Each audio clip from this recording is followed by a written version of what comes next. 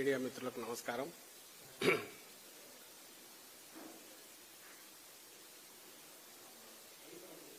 దానిలో లేదా ఇదా ఇది కూడా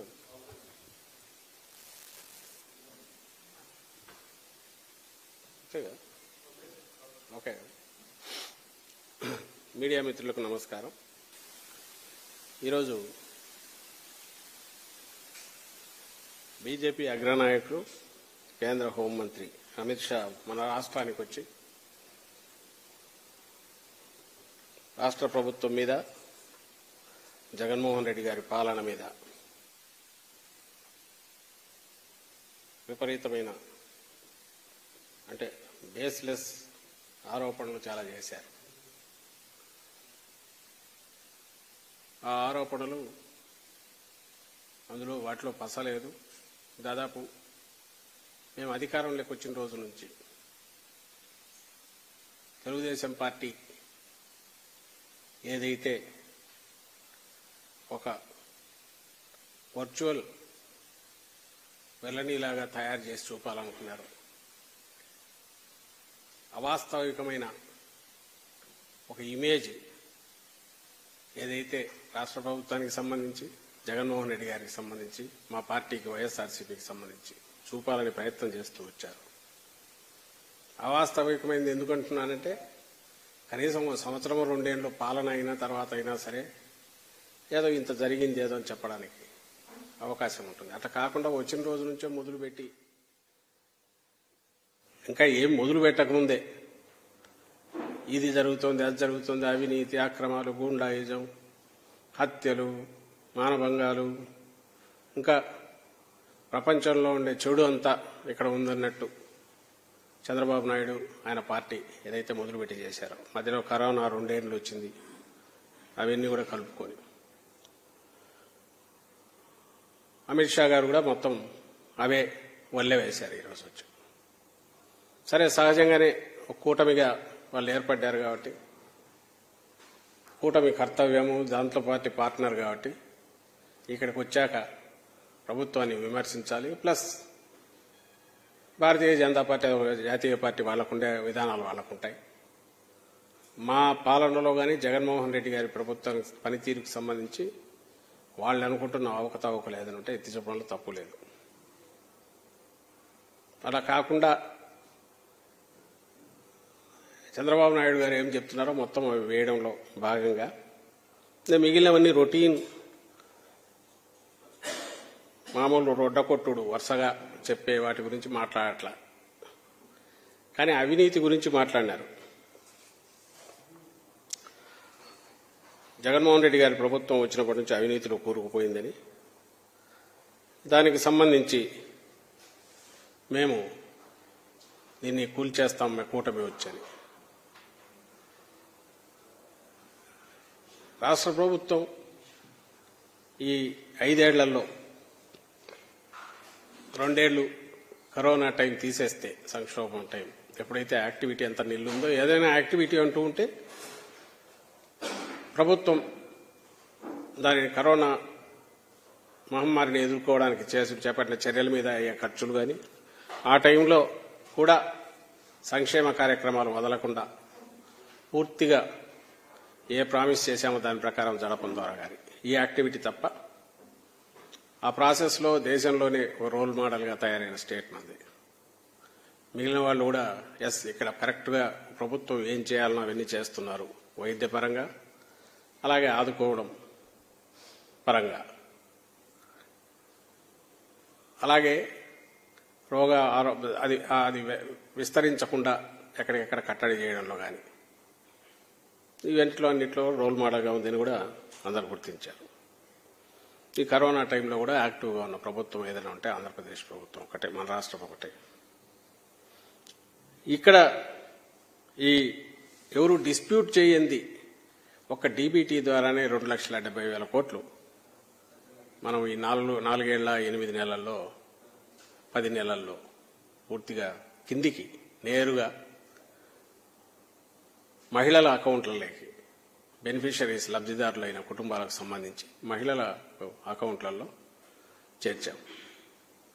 అంటే ఇది ఎందుకు చెప్తున్నానంటే 2,70,000 కోట్లు నేరుగా ₹1 పిల్ఫరేజ్ అవినీతికి అవకాశం లేకుండా, అంతకుముందు హయాంలో ఉన్న జన్మభూమి కమిటీలు లాంటివి లేకుండా నేరుగా వాళ్ళ అకౌంట్లోకి మనం పంపిస్తే, అలాగే అంటే నేను లెక్కలు భారీగా కనపడేవి చెప్తున్నా. 31 లక్షల ఇంట్లో పట్టాలు కరోనా అయిపోయిన తర్వాత, పీరియడ్ అయిపోయిన తర్వాత ఇమ్మీడియట్ మొదలుపెట్టి పూర్తి చేసి, కన్స్ట్రక్షన్ కూడా 9 లక్షల ఇల్లు పూర్తి చేసి ఈరోజుకు రికార్డు బ్రేక్ చేస్తే, ఇంకా అలాగే నాడు నేడు కింద అటు పాఠశాలలు కానీ ఇటు ఆసుపత్రులు కానీ అది ఒక 17,000 కోట్లు, ఇది ఒక 17,000 కోట్లు. అంటే ప్రతిదానికి లెక్కలు ఉన్నాయి, ప్రతిదీ లెక్కలు ఉన్నాయి. ఎవరు డిస్ప్యూట్ చేయడానికి వీల్లేని లెక్కలు ఉన్నాయి. ఇవన్నీ సెంట్రల్ గవర్నమెంట్ సహా అందరు గుర్తించినవి. వీవన్నిటికీ ఆధారాలు ఎక్కడున్నాయి అంటే, ఆ తర్వాత మనం కన్స్ట్రక్ట్ పూర్తి చేసే అసెట్స్ క్రియేషన్, రైతు భరోసా కేంద్రాలు అయితేమి, సెక్రటేరియట్స్ అయితేమి, విలేజ్ క్లినిక్స్ అయితేమి, నాడు నేడు కింద ఇంతకుముందు అన్నట్టు రూపురేఖలు మార్చడం అయితేనేమి, ఇవన్నీ అన్డిస్ప్యూట్, నోబడీ కెన్ డిస్ప్యూట్ దిస్. ఇవి ఆంధ్రప్రదేశ్లో పోతే కనపడుతున్నాయి. టీబీటీ అనేది నోబడీ కెన్ డిస్ప్యూట్ ఇట్. ఏ బ్యాంకులు లెక్కలు తీసుకున్నాయి, ఎందుకంటే బ్యాంకులన్నీ వాళ్ళ కంట్రోల్లోనే ఉంటాయి, రిజర్వ్ బ్యాంక్ దగ్గర ఉంటాయి, సెంట్రల్ గవర్నమెంట్ తెచ్చుకోవచ్చు. పొలిటికల్గా విమర్శించాలంటే దట్స్ ఎ డిఫరెంట్ ఇష్యూ. కానీ బట్ ప్రౌడ్గా మేము చెప్పగలిగేది, జగన్మోహన్ రెడ్డి గారి ప్రభుత్వంలో ట్రాన్స్పరెంట్గా శాచ్యురేషన్ బేసిస్ మీద, కరప్షన్కి అవకాశం లేకుండా, పిల్ఫరేజ్ స్కోప్ లేకుండా, దళారుల ప్రమేయం లేకుండా ఇచ్చుకుంటూ పోయిన బెనిఫిట్స్ కానీ, అలాగే అసెట్ క్రియేషన్ కానీ, కొత్తగా ఇప్పుడు టేకప్ చేసిన ప్రాజెక్ట్స్ కానీ, ఇందులో ఏది ఆకాశంలోంచి ఎక్కడో గాల్లో లెక్కలు చెప్పట్లాగా వాళ్ళ బీజేపీ వాళ్ళు పోయి చూసుకున్నా కనపడతాయి. అందులో ఆయన సెంట్రల్ గవర్నమెంట్ ప్రతినిధిగా ఇక్కడికి వచ్చారు, హోమ్ మినిస్టర్. సో వాళ్ళ చేతిలోనే అన్నీ ఉన్నాయి, అక్కడ చెక్ చేసినా కనపడతాయి. అందరికీ తెలిసిన విషయం ఇది. దాంట్లో ఆయన అవినీతిని అన్నాడు క్యాజువల్గా. ఎందుకు చెప్తున్నామంటే, ఓ పొలిటికల్ లీడర్గా ఎలక్షన్లు వస్తున్నాయి కాబట్టి మాట్లాడాలి కాబట్టి మాట్లాడితే దట్స్ డిఫరెంట్ ఇష్యూ. కానీ బట్ అది అవాస్తవం అని చెప్పడం మా బాధ్యత. కాబట్టి ఏదో రాజకీయ విమర్శ కోసం చేశారా అంటే చేసిపోతే పోయారు, కానీ ఇది వాస్తవం అని చెప్పడం మా బాధ్యత. కాబట్టి అవినీతి ఏదైనా జరిగింది అంటే అంతవరకు జరిగింది. 14-19 మధ్య జరిగింది. అందులో బీజేపీ కూడా పార్ట్నర్, దాంట్లో Bharatiya Janata party partner. Bharatiya Janata party పార్ట్నర్గా ఇక్కడ మంత్రివర్గంలో ఉంది. తెలుగుదేశం పార్టీ ఎన్డీఏ పార్ట్నర్గా కేంద్ర మంత్రివర్గంలో, కేబినెట్లో కూడా ఉంది. మరి ఆ పాపం అంతా ఎట్ట తప్పించుకుంటారు? ఆ రోజు జరిగింది. దాన్ని సహించలేకనే ఆంధ్రప్రదేశ్ రాష్ట్ర ప్రజలు దాన్ని తిరస్కరించారు. అఫ్కోర్స్ 17లో ఎప్పుడైతే 17-18 స్టార్టింగ్కో పక్కకు వచ్చింది కాబట్టి బీజేపీ, ఆ తర్వాత వాళ్ళేం మాట్లాడారో కూడా ఇప్పుడు నేను చూపిస్తాను. కాబట్టి మాకు సంబంధం లేదు, ఎన్నికలు వచ్చేసరికి అని అనొచ్చు. That's a different issue BJP. But Chandrababu Naidu అవినీతి చూసి సహించలేకనే, ఇంత అవినీతి మేము భరించలేమని చెప్పి, మా వల్ల కాదని చెప్పి జనం చీకొట్టి రిజెక్ట్ చేశారు, తిరస్కరించారు చంద్రబాబు నాయుడు ఆయన పార్టీని. ఆ పార్టీతో ఈరోజు బీజేపీ మళ్లీ పొత్తు పెట్టుకుంది. తర్వాత రెండో విషయం ఈయన అన్నది పోలవరం సంబంధించి. పోలవరం జగన్మోహన్ రెడ్డి సర్కార్ డిలే చేస్తుంది, సెంటర్ నుంచి ఎప్పటికప్పుడు ఇచ్చేస్తున్నా. మేము దాన్ని ఇచ్చాం, జాతీయ ప్రాజెక్ట్ చేశాం, డిలే చేస్తుంది. ఈరోజు చంద్రబాబు నాయుడు స్టేట్ ఇక్కడ అక్కడ మమ్మల్ని ఎలక్ట్ చేసుకుంటే 2 yearsలో కంప్లీట్ చేస్తాము అని అన్నాడు. డిలే ఎందుకు చేస్తుంది అంటే అవినీతిలో కూరుకుపోయింది అని అన్నాడు. ఇది ఒక ఎగ్జాంపుల్, అది క్లియర్ కట్ కేసు కాబట్టి ఆయనకు తెలుసు, బీజేపీకి తెలుసు, అప్పుడు మోడీ గారే ఉన్నారు, ప్రధానికి ఆయనకు తెలుసు. తెలుసు అనే విషయం రాష్ట్ర ప్రజలకు తెలుసు అప్పుడు ఏం జరిగింది అనేది. అదే విషయం 19 ఎన్నికల్లో ఇక్కడికి వచ్చినప్పుడు మోడీ గారు కూడా అన్నారు. అది ఒక్కసారి ప్లే చేయండి. और ये पोलावरम प्रोजेक्ट किसानों के लिए जिंदगी और मृत्यु का विषय है, खेत के लिए पानी का विषय है, माताओं बहनों के लिए पीने के पानी का विषय है, लेकिन ये यूटन बाबू के लिए, ये टीडीपी के लिए, ये पोलावरम प्रोजेक्ट एटीएम है, एटीएम उसमें से निकालो और भ्रष्टाचार का खेल खेलते रहो, यही उनका काम है। మీరేమనుకుంటున్నారు, మోడీ గారు ఏమనుకుంటున్నారు, అమిత్ షా గారు ఏమనుకుంటున్నారు, బీజేపీ ఏమనుకుంటుందో ఇంకా ఆయన మోడీ గారి మాటల కంటే వేరే అక్కర్లేదు కదా. ఆయన ఆ రోజు మాట్లాడిన మాటల్లో మొత్తం దీన్ని ఒక సూక్ష్మంగా ఒక్క వాక్యంలోకి తీసుకొచ్చారు. పోలవరం ప్రాజెక్టును చంద్రబాబు నాయుడు యూటర్న్ బాబు అని కూడా పేరు పెట్టాడు. చంద్రబాబు నాయుడు దాన్ని ఒక ఏటీఎం లాగా వాడుకుంటున్నాడు, పిండుకుంటూనే ఉన్నాడు. దాంట్లోంచి ఒక కామధేను లాగా ఇప్పుడు కావాలంటే అప్పుడు పిండుకోవడానికి ప్రాజెక్టు చేయాలనుకోవట్లేదు అని ఆ రోజు సాక్షాత్తు ప్రధానమంత్రి, ఇప్పుడు కూడా ఆయన మళ్లీ ప్రధాని కావడానికి ఈ ఎన్నికల్లో కూడా పార్టీ ఇచ్చేస్తోంది. అండ్ అమిత్ షా గారికి కూడా ఈ విషయం తెలుసు. అది సహించలేకనే జనం రిజెక్ట్ చేశారు. ఈ విషయం తెలియదా, ఆయనకు తెలియదా? రాజకీయాల కోసం రాజకీయాలు మాట్లాడచ్చు, కానీ పాయింట్అవుట్ చేస్తారు ఇట్లాంటివన్నీ అనేది కూడా చూసుకోవాలిగా. రెండో విషయం, ఎలాగో పోలవరం వచ్చింది కాబట్టి చెప్పాలి. 14లో అధికారంలోకి వచ్చి ఈ ముగ్గురు కలిసి, ఆ రోజు ముగ్గురే జగన్మోహన్ రెడ్డి గారు రోజు చూపిస్తుంటారు, 3 తలకాయలు చూపిస్తూ వీళ్ళు ముగ్గురు ఆ రోజు వచ్చి ఏం హామీలు ఇచ్చారని మా నాయకుడు రోజు చూపిస్తుంటారు, అందరూ చూస్తూనే ఉన్నారు. ఆ హామీలు ఎట్లా తుంగలో దొక్కారనేది కూడా చంద్రబాబు నాయుడు చెప్తున్నారు. ఈ ముగ్గురు అధికారంలోకి వచ్చాక 14 నుంచి 17 వరకు పోలవరం గురించి ఎందుకు చంద్రబాబు నాయుడు ఊసెత్తలేదు? ఎప్పుడైతే స్పెషల్ స్టేటస్ అనేది గాలిలోకి వదిలేసి స్పెషల్ ప్యాకేజ్ అని చెప్పి ఒకదానికి రాజీపడి పోలవరం ప్రాజెక్టుకు సంబంధించినంత వరకు కూడా పర్మిషన్ తెచ్చుకున్నాడో అప్పుడే చంద్రబాబు నాయుడు పోలవరం మొదలు పెట్టాడు. అప్పుడు కూడా ఏం చేశాడా అంటే, పోలవరం ప్రాజెక్టుకు సంబంధించినంత వరకు ఏం చేశాడు ఆయన? అప్పటి వరకు ఉన్నది 13-14 రేట్ల ప్రకారం ఉన్న కాంట్రాక్ట్ ఉంటే 60C కింద, క్లాస్ 66C కింద ఏ పర్ఫార్మెన్స్ నాన్ పర్ఫార్మింగ్ కాంట్రాక్ట్ సరిగా చేయకపోతే కాంట్రాక్ట్ రద్దు చేసే దాని కింద రద్దు చేసి తనకు అత్యంత ప్రియమైన రామోజీరావు వియ్యంకులకు సంబంధించిన నవయుగ కంపెనీకి కట్టబెట్టాడు. 13-14 రేట్ల ప్రకారం ఇవ్వాల్సిన ఒరిజినల్ అగ్రిమెంట్ ప్రకారం సేమ్ కండిషన్స్ కాంట్రాక్టర్ కూడా ఒప్పుకున్నాడు, అంటే 13-14 రేట్ల ప్రకారమే చేయడానికి. అయినా సరే చంద్రబాబు నాయుడు వాళ్లకు 15-16 అంటే 2015-16 రేట్ల ప్రకారం కాంట్రాక్ట్ అవార్డు చేశాడు. అంటే స్ట్రైట్ గా 2013-14కు 15-16కు ఉన్న తేడా ఏందో మొత్తం అంతా కూడా అది కరప్షన్ తప్ప ఏమవుతుంది, వాళ్ళకి ఇచ్చేశాడు. అది దాంతోపాటు చేసినవి చాలా ఉన్నాయిలే. వాళ్లకు కావాల్సినంత అమౌంట్ కానీ, వర్క్ జరగకపోయినా అడ్వాన్సులు ఇవ్వడం కానీ, మొబిలైజేషన్ అడ్వాన్స్ విపరీతంగా ఇచ్చేసి అంతకుముందు ఇచ్చింది అట్లే క్యారీ ఫార్వర్డ్ చేసుకోవడం కానీ, ప్రతిదానికి కేబినెట్లో పెట్టడం, అప్రూవ్ చేయించుకోవడం, అన్నీ బహుశా అంత చిన్న ముద్దుగా మురిపెంగా చూసుకున్న కాంట్రాక్టర్ ఎవరు ఉండింటారు. కానీ ప్రాజెక్ట్ కాలే. ఉన్న కాలువనే వెడల్పు చేయడము, పట్టిసీమ ఒకటి చేయడము, దీని దగ్గర మట్టి పనులు చేయడము, ఇది చేసి వదిలేశాడు. కాఫర్ డ్యామ్ అనేది కొత్తది తీసుకొచ్చాడు. కాఫర్ డ్యామ్తో నీళ్లు ఆపి దాన్ని చూపాలని చూశాడు. అది హిస్టరీ, రెస్ట్ ఈజ్ హిస్టరీ. ఈ రోజు ఆలస్యమైందంటే దేనికైంది నేను సెంట్రల్ గవర్నమెంట్కి తెలుసు, అందరికి తెలుసు.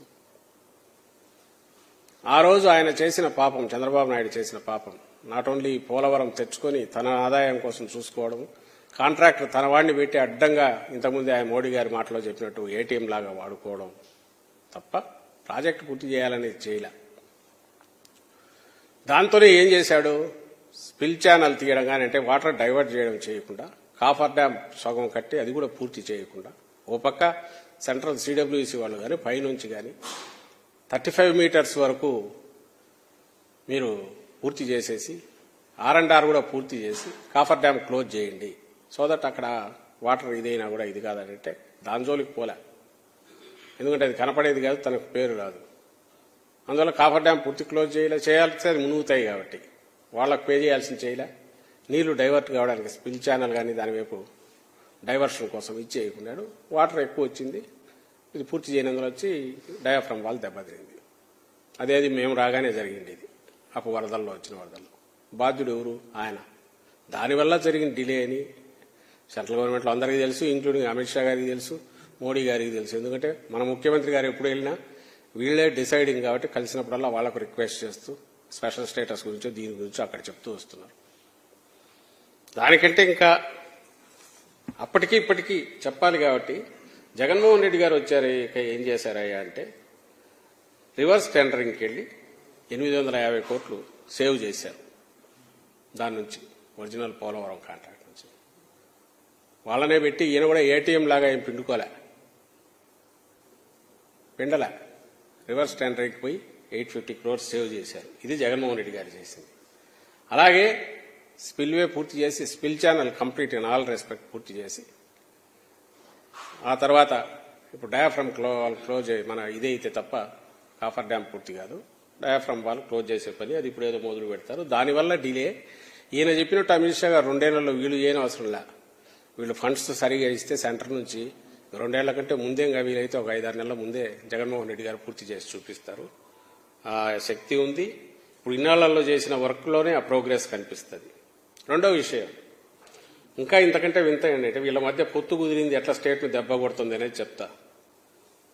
మార్చి 7వ తేదీ నాటికి మొత్తం 12,900 కోట్లు, దీంతో ఫస్ట్ ఫేజ్కి సంబంధించి 41.15 మీటర్స్ R&Rతో కలిపి 12,900 కోట్లతో ఓకే అయింది సెంటర్లో.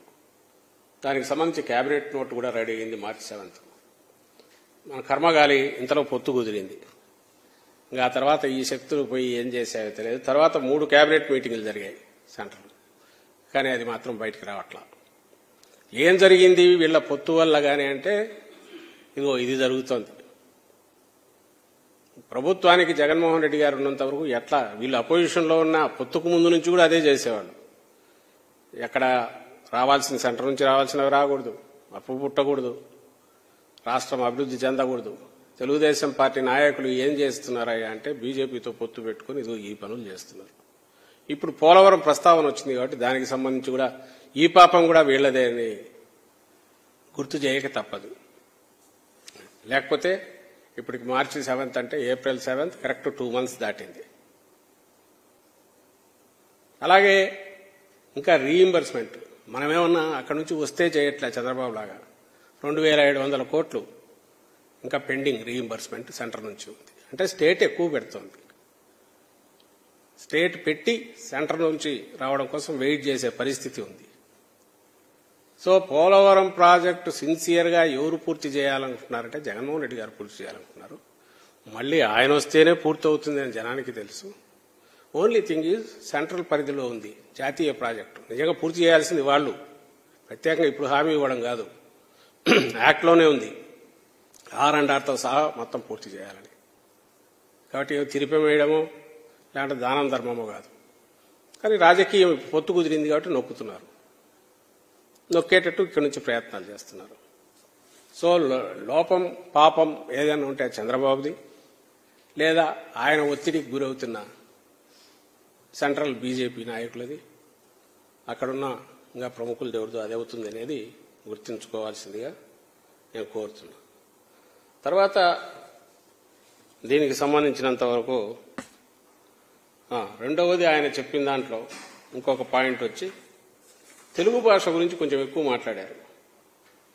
నేను నిన్న మొన్న చూశాను, ఇక్కడ ఏదో పవన్ కళ్యాణ్ కూడా అమెరిగడ్డ పోయినాడని చెప్పి అక్కడ నోటికొచ్చింది ఆయన మాట్లాడుతున్నాడు. తెలుగు భాషకు సంబంధించి వీళ్ళు ఉద్ధరించింది లేదు, మేము తగ్గించింది లేదు, జగన్మోహన్ రెడ్డి గారు తగ్గించింది లేదు. ఇంకా దాన్ని ఒక లాంగ్వేజ్గా ఇంకా నిలబెట్టడానికి ఎవరైనా ట్రై చేస్తామంటే మా గవర్నమెంటే ట్రై చేస్తుంది. మళ్లీ మళ్లీ ప్రశ్నిస్తున్నాం, వీళ్ళల్లో ఎవరైనా సరే ఈ రోజు వచ్చిన అమిత్ షా గారు కానీ ఇంకోరు కానీ వీళ్ళ మనవాళ్లను పిల్లలను ఎక్కడ చదివిస్తున్నారు? ఈరోజు జగన్మోహన్ రెడ్డి గారు తీసుకున్న రెవల్యూషనరీ స్టెప్ వల్ల ఈ 3-4 ఏళ్లలోనే ఓరియంటేషన్ మారింది. పిల్లల ఎందుకంటే ఆ ఏజ్లోనే బాగా ఆకలింపు చేసుకోగలరు, ఈజీగా టర్న్ అవ్వడానికి అవకాశం ఉంటుంది. అందులోనూ మనం ఇంగ్లీష్ మీడియం పెట్టేటప్పుడు ఊరకబెట్ల కింద సర్వే చేస్తే 94% మాకు ఇంగ్లీష్ మీడియం కావాలి ఫస్ట్ క్లాస్ నుంచి ప్రజల పబ్లిక్ ఒపీనియన్ నుంచి వచ్చింది. ఇంగ్లీష్ మీడియం అనేది అందరి మానిపండులాగా లేదా అది సంపన్నులకు మాత్రమే పరిమితం, లేదా భారీగా అప్పులు చేసుకుని ఎక్కడో కాన్వెంట్లని వచ్చి దీనితో ఉన్న కేరళ టీచర్లను ఎవరినో తెచ్చుకొని పెట్టి పేరుకు నామక వస్తే కాన్వెంట్ అని పెట్టుకుని నడుపుకుంటున్న వాటి వల్ల అక్కడికి పంపించి అప్పుల పాలవుతున్న నేపథ్యంలో ప్రభుత్వమే పూచి తీసుకుని ప్రభుత్వ పాఠశాలలో పెట్టింది. సక్సెస్ఫుల్ గా రన్ అవుతోంది. అందరూ గమనిస్తూనే ఉన్నారు. హై స్కూల్కి వచ్చేసరికి ఈరోజు యూఎన్ఓలో పోయి ప్రెజెంటేషన్స్ ఇచ్చేంతవరకు పోయారు. ఈ మధ్య ప్రైమరీ స్కూల్లోనే టోఫెల్ ఓరియంటేషన్ దీనికి సంబంధించిన టెస్టులు జరుగుతుంటే దే ఆర్ అటెండింగ్ ఎంతూజియాస్టికలీ. ఏం తెలుగు తగ్గిందా? ఎక్కడన్నా తెలుగు లాంగ్వేజ్ ప్రభావం తగ్గిందా? లేక ఇళ్లలో తెలుగు మాట్లాడుకోవడం తగ్గిందా? అది మన మాతృభాష, తల్లి భాష ఎక్కడికి పోతుంది?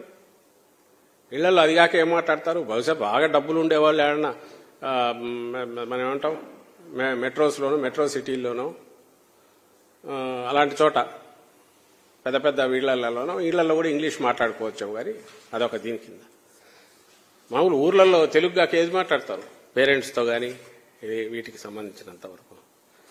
సో ఇది ఎవరు ఒక మాఫియా ఒక సెక్షన్ ఇది. వీళ్ళు లాంగ్వేజ్కి సంబంధించో లేకుంటే అట్టడుగు వర్గాల మీద వెనుకబడిన వర్గాలకు సంబంధించి వాళ్ళు మనతో ఈక్వల్ కావడం ఏంటి అనుకునే పెత్తందారుల సెక్షన్ ఏదైనా ఉంటే వాళ్ళ భావజాలం ఇది. అక్కడికి ఏదో వీళ్ళంతా తెలుగును ఉద్ధరించినట్టు ఈ మాట్లాడేవాళ్ళు ఎవడు వాళ్ళ ఇళ్లలో తెలుగు మాట్లాడతారనైతే నేను అనుకోను. లేదా వాళ్ళ పిల్లలు ఇప్పుడు మన ఊళ్ళో మనవరాళ్ళు వాళ్ళంతా బయట నలుగురు కలిస్తే తెలుగు మాట్లాడతారని నేను అనుకోను.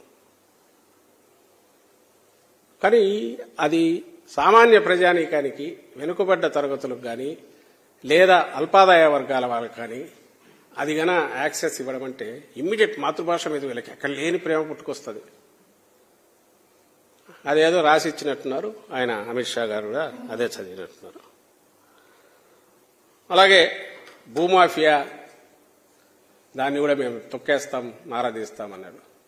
భూమాఫియా తొక్కేస్తాం నారాదీస్తామని ప్రయత్నం చేస్తున్నది మా ప్రభుత్వం, జగన్మోహన్ రెడ్డి గారి ప్రభుత్వం. ఈరోజు ప్రౌడ్గా చెప్పుకుంటున్నాం ల్యాండ్ టైటిలింగ్ యాక్ట్ ఏదైతే మనం తెస్తున్నామో అది ఎవరికి కళ్ళె వేసేది, ఎవరిని పాతాళానికి తొక్కేది అంటే ల్యాండ్ గ్రాబర్స్, భూమాఫియాలు. అడ్డంగా ఎక్కడ చూస్తే అక్కడ జెండా పాతి రికార్డుల్లో తారుమారు చేసుకునే చంద్రబాబు నాయుడు అనుకో అలాంటి గ్యాంగ్ ఎవరున్నారో లేదా అలాంటి వెస్టెడ్ ఇంట్రెస్ట్ ఉండే గ్రూపులు వాళ్లకు ఊపిరాడకుండా చేసి అక్కడికి ఆంధ్రప్రదేశ్లో వాళ్ళకి స్థానం లేకుండా చేసే దాంట్లో మన ప్రభుత్వం తీసుకున్నది పెద్ద చొరవ ల్యాండ్ టైటిలింగ్ యాక్ట్. ఆ సందర్భంలోనే ల్యాండ్ టైటిలింగ్ యాక్ట్ కూడా నేను ఎందుకు వస్తున్నానంటే అంతా చేసి ఈయన భూమాఫియా అన్నాడు. ఆ భూమాఫియాని ఎదుర్కోవాలని చెప్పి ఆ నీతి ఆయోగ్ ఇట్లుంటే బాగుంటుంది ఇంటర్నేషనల్గా కూడా వాళ్ళు పెంపించిన నోటు మరి ఈయనకు గుర్తుందో లేదో అమిత్ షా గారికి. అది ఎవరు ఇంప్లిమెంట్ చేస్తున్నారు ఆదర్శప్రాయంగా అంటే మళ్ళీ ఆంధ్రప్రదేశ్. మీకు సిన్సియారిటీ అన్నా లేకుండాలి అక్కడ మీరు తయారు చేస్తున్న వాటిలో ఉండే సిన్సియర్గా వాటిని అటెంప్ట్ చేసి ఇంప్లిమెంట్ చేస్తే వచ్చేది ఎవరికంటే ప్రయోజనం కలిగేది సామాన్య జనానికి. అరకొర ఆస్తులుండి వాటిని ప్రొటెక్ట్ చేసుకోవడం ఎట్లా అని చూస్తున్న వాళ్లకు, నిజాయితీ పరులకు, ఒక సివిలైజ్డ్ సొసైటీలో మోడర్న్ దీనికి సంబంధించినంత వరకు హాయిగా స్వేచ్ఛగా మన ఆస్తికి భద్రత ఉందని ఫీల్ కావాలనుకునే వాళ్లకు, వాళ్ళ కోసం తయారవుతున్న చట్టం మంచిదే. సెంట్రల్లో నీతి ఆయోగ్ చేసింది, ఇంప్లిమెంట్ చేసే ప్రయత్నం ఫస్ట్ చేస్తున్నది ఎవరంటే ఆంధ్రప్రదేశ్. దానికి ఈరోజు దాన్ని రాకుండా చూడాలని సైంధవ పాత్ర పోషిస్తూ దాన్ని ఎట్లాగైనా రానికుండా చూడాలని రాక్షసులు కదా ఎట్లా ట్రై చేస్తారో యజ్ఞంలో కదా యాగం అడ్డుకోవడానికి అట్లా ఎవరు ప్రయత్నిస్తున్నారంటే భూ కబ్జాదారులు, లేకపోతే భూమాఫియా, దాన్ని రిప్రజెంట్ చేసే చంద్రబాబు నాయుడు, రామోజీరావు ఇలాంటి బాపతు. ఇంకా వింతల్లో వింత ఏంటంటే ఇప్పుడు ఇంతగా మాట్లాడుతున్నాడు కదా, ఈ రోజులో వరుస పెట్టి series of stories, daily banner items ఈనాడులో వస్తున్నవి ఏంటే, నీ భూమి నీది కాదు పోయింది, ఇంకా దానికి ఏదో హెడ్డింగ్లు, బ్యానర్ హెడ్డింగ్లు అన్నీ పెడుతున్నారు. వాళ్ళ దాంట్లోనే ఈ మధ్య 4-5 నెలల క్రితం ఎప్పుడో వచ్చినట్టుంది, వాళ్ళ ఈనాడు ఈటీవీ వాళ్ళదేదో ఉన్నట్టుంది, యూటీవీ మన అన్నదాత దీనికి సంబంధించినంత వరకు. ఒకసారి అది పెట్టుమ్మా.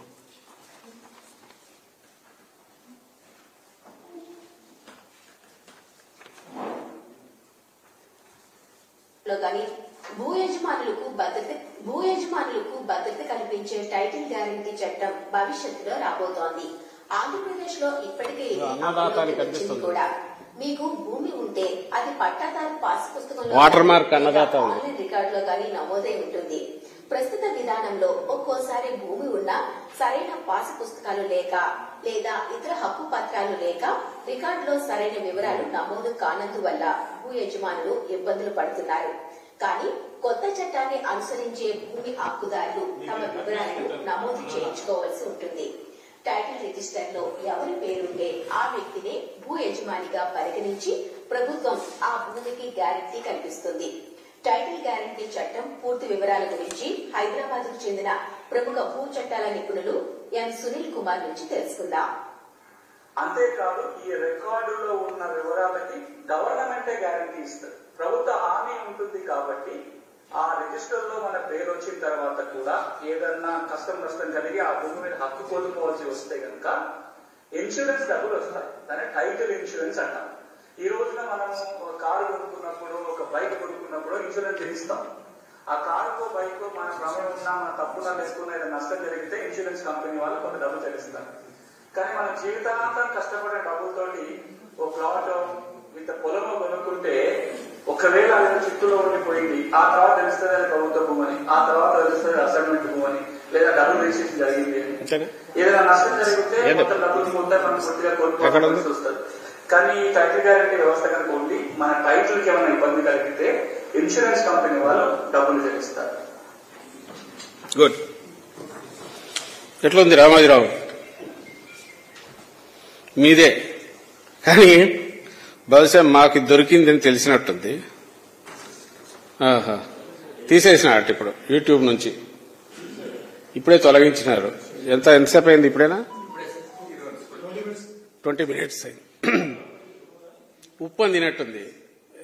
ఇది వీళ్ళకి దొరికింది వైఎస్ఆర్సీపీ వాళ్ళకని. తీసారా? ఓకే, ఇంకా రాదు. డౌన్లోడ్ చేసిన వాళ్ళు ఇస్తాం. దానికి స్క్రీన్ షాట్ కూడా తీసినట్టున్నారుగా. స్క్రీన్ షాట్ ఉందా? స్క్రీన్ షాట్ ఎక్కడ? ఇదే లింక్. సరే, నేను స్క్రీన్ షాట్ తీయమని చెప్పిన. ఓకే, సర్లే, మళ్ళీ ఉందిలే, మళ్ళీ పంపిస్తాం, మీకు అందరికీ ఇస్తాం. సో ఇప్పుడు ఏమైంది, వీళ్ళకి తెలిసిన అలవాటు, వీళ్ళకి మామూలుగా ఆ రోజు చంద్రబాబు నాయుడు కూడా 600-700 హామీలు ఇచ్చినాడు. ఇట్లా పెడతాడు, అట్లా లేపేస్తాడు. ఈ పెద్ద ఆయన ముసలాయనకు రామోజీరావుకు ఇప్పుడు తెలిసినట్టుంది. ఇమ్మీడియట్ తను పీకేసినాడు. నోరు తెరిస్తే అబద్దాలు. అబద్దాల్లో కూడా ఎవరికి హామీ చేయనివి అయితే ఏమన్నా అనుకోవచ్చు, లేదా రాజకీయం కోసం ఏదో మాట్లాడుతున్నారంటే ఏమన్నా అనుకోవచ్చు. ప్రజలకు సంబంధించినంత వరకు వాళ్ళ ఆస్తిపాస్తులకు, వాళ్ళ ఆలోచనల్లోనూ వ్యవస్థల మీదే నమ్మకం పోయేలాగా, భయం పుట్టేలాగా విష ప్రచారం చేయడం అనేది అంతకంటే ఘోరం, పాపం వేరే ఉంటుందా? నేను స్ట్రైట్ అందరిని వీళ్ళనే అడుగుతున్నా. 75 ఏళ్లు వచ్చాయి. చంద్రబాబు నాయుడు నిన్న మాట్లాడుతూ అసభ్యంగా కూడా మాట్లాడుతున్నాడు. అసలు పబ్లిక్ ప్లేస్ లో, పబ్లిక్ దీని మీద మాట్లాడుతూ తాను పాస్బుక్ చూపిస్తూ దీని జిరాక్స్ కాపీలు ఏం చేసుకుంటారని ఏదో అంటూ అసభ్యంగా మాట్లాడుతున్నాడు. వీళ్ళు ఏం చెప్పాలనుకుంటున్నాడు నిజంగా అర్థం కావట్లా. కసి ఉండి వీళ్ళకు మామూలు లేదు. కడుపు మంట, కసి, ద్వేషం, కోపం, ఉక్రోషం, ఇంకా ఏమేమి ఉన్నాయో తెలియదు. సగం ఈ అసూయ, కడుపు మంట, ఉక్రోషం కంటిన్యూస్ ఉండే ఆయన చంద్రబాబు నాయుడు ఆ మధ్య జైల్లో ఉన్నప్పుడు పెట్టిన రోగాలు అవన్నీ వచ్చినట్టున్నాయి. మొత్తం బాడీ నిండా రోగాలే ఉన్నట్టున్నాయి. ప్రశాంతత లేదు. తనకంటే దాదాపు 22 చిన్నవాడు రాగానే ఫస్ట్ టైం రాగానే బ్రహ్మాండంగా పాలిస్తాడు. వీళ్ళ నాయన్ను చూసి కూడా సిగ్గు రాలే. 2004-9 మధ్య ఆయన ఇచ్చిన పాలనను చూసి అరే ఈసారి నాకు కరెక్ట్ చేసుకుందామని 2014లో అన్నా జనం అవకాశం ఇచ్చినప్పుడు ఆఖరి అవకాశం దాన్ని ఉపయోగించుకోలేకపోయాడు చంద్రబాబు నాయుడు.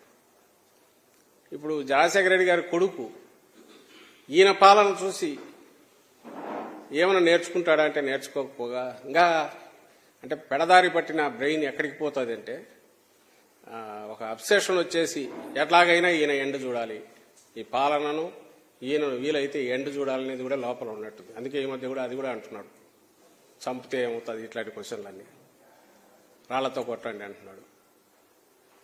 ఎట్లా ఇది పాలిటిక్స్ ఇట్లుంటాయా అనిపించే ఎంత అసహ్యంగా వీళ్ళు చేస్తున్న దీనికి పోతుంటే ఇది ఒక మంచి ఎగ్జాంపుల్ కదా అనిపించింది నాకు చూస్తుంటే. పద్దనమ్మ వాళ్ళు తీసుకొచ్చి చెప్తే ఇదే రామోజీరావు ఇదెన్నాళ్ళు అయిందబ్బా, 4 నెలల్లో 5 నెలలు అయింది అంటే వచ్చేది అన్నదాతలు 5 months బ్యాక్ అనుకుంటా. అప్పటికి వీళ్ళకి వెలిగినట్లే ఈ ఆలోచన, దీన్ని ఇట్లా వాడచ్చు, జనాన్ని భయభ్రాంతులను చేయొచ్చు అని. అది వెలక్క వేసినట్టున్నాడు ఆ రోజు. అది ఇక్కడ బయటపడుతుంది. అంటే రామోజీరావుకు తెలుసు, ఆయన మీడియాకు తెలుసు, చంద్రబాబుకు తెలుసు, అండ్ అక్కడ చేయించిన మోడీ వాళ్లకు తెలుసు. సెంటర్లో దీన్ని ఇంట్రడ్యూస్ చేసేటప్పుడు it is a role model, good. ఇది ఫ్యూచర్ కావాల్సినది. ఎక్కడైనా సరే ఇప్పుడు గ్లోబలైజ్ అయిపోయి అంతా ఇది వస్తున్నప్పుడు సెక్యూరిటీ, స్థిరాస్తులకు సెక్యూరిటీ అనేది అవసరము అనేది అందరూ గమనించి గ్రహించారు. జగన్మోహన్ రెడ్డి గారు మిగిలిన వాటిలో అన్నిట్లో ఎట్లయితే అవినీతి రహితంగా చేస్తున్నారో వ్యవస్థల్లో, అన్నిటికంటే ప్రధానంగా ఒక రకమైన అక్రమాలకు, కండబలానికి, ధనబలానికి ఆస్కారం ఇచ్చేది, దాన్ని పెంచేది అయినా ఈ ల్యాండ్ రిలేటెడ్ అఫైర్స్, వీటికి సంబంధించినంత ఓ ట్రాన్స్పరెంట్ సిస్టమ్ తీసుకురావాలని ల్యాండ్ టైటిలింగ్ యాక్ట్ తీసుకొస్తే దాని గురించి బూతులు మాట్లాడుతున్నారు, అసహ్యంగా మాట్లాడుతున్నారు. వీళ్లను అంటే చెత్తబుట్టలో ఉన్నారు, మురిగుంటలో ఉండేవాళ్ళు ఎట్లా బిహేవ్ చేయాలి, సెప్టిక్ ట్యాంక్లో ఉన్న వాళ్ళు ఉండే క్రిములు ఎట్లా బిహేవ్ చేస్తాయో ఈ చిన్న ముఠ చంద్రబాబు అనుకో వీళ్ళందరూ కూడా అట్లే బిహేవ్ చేస్తున్నారు. అది ఇంకోసారి వ్యక్తం చేస్తూనే ఉన్నారు. ఇంతగా చెప్తున్నా వాళ్ళకి ఎక్కట్లా. సరే, ఈరోజు రామోజీరావే 4 నెలల క్రితం దీన్ని గుర్తించినాడు, ఇది మంచిది అని చెప్పి పొగిడినాడు. ఆయన దాంట్లోనే అది వచ్చింది. ఇవి చూసైనా కొంచెం బుద్ధి తెచ్చుకోమని అట్లీస్ట్ ఆయన పవన్ కళ్యాణ్ చెప్తున్నా. ఎందుకంటే ఈయన పెట్టింది ఆయన కక్కుతుంటాడు కాబట్టి, ఎవరు మన చంద్రబాబు నాయుడు ఏది పెడితే దాన్నే కక్కుతుంటాడు కాబట్టి కొంచెం దాన్ని చూసైనా ఆయనను అర్థం చేసుకోవాల్సిందిగా. ఇంకా అలాగే ల్యాండ్ టైటిలింగ్ యాక్ట్ ఇంకా రామోజీరావుకు నాకు నిన్న గుర్తు రాలే. ఆయనది పెద్దది, అన్నిటికంటే పెద్దది పాపం ఆడుంది. అది మన స్టేట్ కాదనుకో, అదేది మన రామోజీ ఫిల్మ్ సిటీ ఇప్పుడు తెలంగాణలో ఉంది. దాంట్లో కనుక పోయి చూస్తే భూములకు సంబంధించి అక్రమాలు ఎన్ని రకాలు చేయొచ్చో, చట్టాల్లో ఉన్న లొసుగులు వాడుకొని ఏ రకంగా ఎంత చేయొచ్చో మొత్తం దాని అంతా మినిస్కూల్ చిన్న సైజులో అక్కడ దొరుకుతుంది. అక్కడ ఎప్పుడు పెడతారో తెలియదు మరి, కానీ ఇక్కడ ఉంటే ఈ యాక్ట్ వస్తే మొత్తం దొరికేవాడు. తెలంగాణలో ఉండి ఆయన తప్పించుకున్నాడు. అంటే ఎవరైతే అక్రమాలకు ఆక్రమణలకు పాల్పడుతున్నారో వాళ్లే ల్యాండ్ టైటిలింగ్ యాక్ట్ చూసి ఈరోజు భయపడుతున్నారు. దాన్ని ఒక ఇదిగా చూపించి టర్న్ చేసి ల్యాండ్ గ్రాబర్స్ ను అరికట్టడానికి, వాళ్ళ ఆట కట్టించడానికి తయారైన యాక్ట్ను ల్యాండ్ గ్రాబింగ్ యాక్ట్గా పిలిచేంత బరితెగింపుకు ఈరోజు పోతున్నారు. ప్రజలు దీన్ని గమనించాల్సిందిగా కోరుతున్నాం.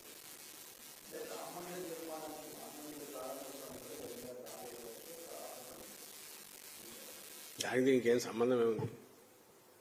రాష్ట్ర ప్రభుత్వానికి సంబంధించినంత వరకు అదేమన్నా ప్రభుత్వ కార్యక్రమమా? కాదుగా. ప్రభుత్వ కార్యక్రమం అయితే ఏమన్నా అనుకోవచ్చు. జగన్మోహన్ రెడ్డి గారు లేదా జగన్మోహన్ రెడ్డి గారు కాదు, ఈవెన్ వాళ్ళైనా సరే అక్కడ ఉండేవాళ్ళు. అన్ని మతాలను గౌరవించాలా భారతదేశంలో. తమకు దేని మీద ఇష్టం ఉంటే అది వ్యక్తిగతమైన దీనికి పరిమితం కావాలా. రాజకీయాల్లో అందరూ అది ఫాలో కావాలా. గవర్నమెంట్ ప్రోగ్రాము అఫీషియల్ ప్రోగ్రాం కాదు.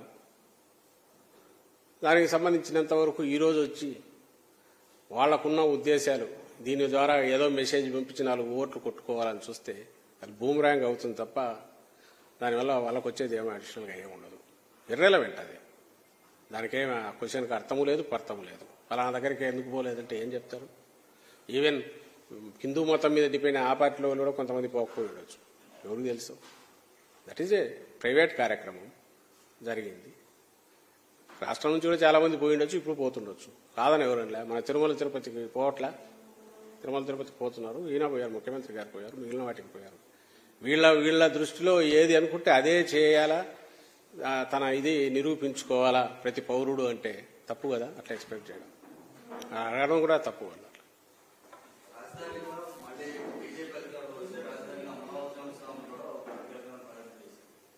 బహుశా ఎలాగో రామని తెలుసు కాబట్టి ఆయనకు ఏదో ముఖస్థుతి కోసం అంటున్నారేమో. వాళ్ళ స్టాండ్ ఏదైతే ఉంది మాకు సంబంధించినంతకు వైఎస్ఆర్ కాంగ్రెస్ పార్టీకి ఇట్ ఈజ్ సెటిల్డ్ మ్యాటర్.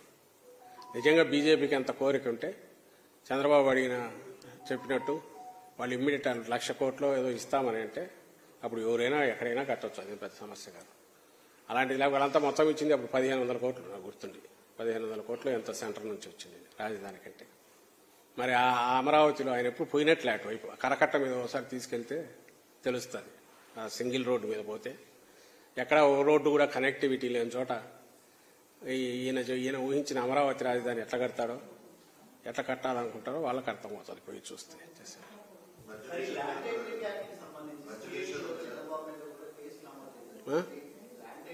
అవును, అదొక మంచి పరిణామం. దీని ద్వారా బయటికి రావాలి, నిజంగా రావాలి బయటికి. వేరే ఏదైనా పర్లే కానీ ఇది నా దృష్టిలో అయితే చిన్న నేరం కాదు. ఏది ప్రజల ఆందోళన, అనవసరమైన ఆందోళన క్రియేట్ చేయడము, భయభ్రాంతులను చేయడము, అది చాలా పెద్ద నేరం అవుతుంది.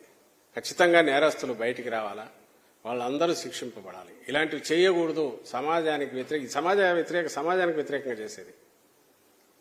అండ్ నిజంగా కూడా లక్షలాది మంది చిన్న చిన్న ఆస్తులు ఉండేవాళ్ళు ఏమైపోతుందో, మా ఆస్తులు కొట్టేస్తారేమో, లాక్కుపోతారేమో అని ఎంతవరకు వీళ్ళు భయభ్రాంతులు చేస్తుంటే ఇంకా అంతకంటే నేరం ఏముంటుంది? ఇది అత్యంత వర్స్ట్ హీనస్ క్రైమ్. దానికి ఖచ్చితంగా సీరియస్ శిక్ష పడాలి. భవిష్యత్తులో ఎవరు ఆ దోషులు ఎవరో వాళ్ళందరినీ పట్టుకొని ఇది చేయాలి. ఖచ్చితంగా నెంబర్ 1 దోషి చంద్రబాబు అవుతాడు. ఆయన ఏం దాచిపెట్టుకోవట్లేదు దాంట్లో. వాళ్ళు చట్టం ముందు వాళ్ళని తీసుకొని రావాలి, వాళ్ళకు తగిన శిక్షలు పడాలి. ఫ్యూచర్లో ఎవరు ఇంత దుస్సాహసం చేయకూడదు. ఇలాంటి తప్పుడు పనికి పాల్పడకుండా ఒక హెచ్చరికలాగా కూడా ఉండాలి మేము భావిస్తున్నాం.